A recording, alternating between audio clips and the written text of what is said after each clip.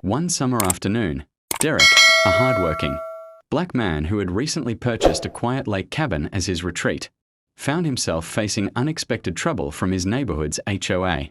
For months, he had endured their constant nitpicking and unfair treatment, from unnecessary fines to invasive inspections. Derek had kept his calm, knowing that patience often speaks louder than anger. However, the HOA's board, led by a few power-hungry individuals, grew bolder and began spreading rumors that Derek was breaking rules and bringing down property values. Their prejudice was clear, but Derek refused to be intimidated. On one particular evening, Derek was hosting a private meeting at his cabin with a very important guest, the State Attorney General, who happened to be a longtime friend and ally in community development programs. They were discussing plans for expanding local youth mentorship initiatives, a cause Derek deeply cared about. Suddenly, without notice or permission, the HOA members barged into Derek's cabin, waving papers and shouting accusations. They accused him of holding unauthorized gatherings and violating HOA policies, completely disregarding his right to privacy.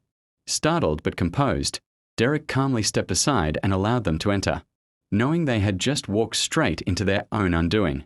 The Attorney General, sitting at Derek's dining table, slowly stood up, towering with authority. The HOA board froze, their arrogance melting into visible panic as they realized who was in the room. The Attorney General questioned their actions, demanding to know under what authority they thought they could invade a private home without proper cause.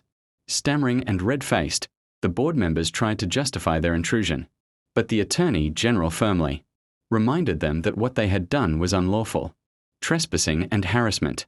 The humiliation was undeniable.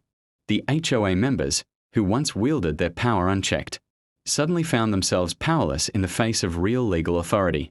Derek didn't shout, didn't gloat, he simply stood quietly, his dignity intact, watching as the tables turned. The Attorney General assured him that such behavior would not go unpunished and promised a thorough investigation into the HOA's discriminatory practices. Within weeks, the HOA board was forced to step down, and new leadership was elected, ushering in fairness and accountability. Derek's cabin became not just a retreat for himself, but a symbol of standing strong in the face of injustice. The moral of the story is that patience, dignity, and integrity are stronger than arrogance and prejudice. When you stand firm without losing your composure, truth and justice will reveal themselves at the right moment, humbling those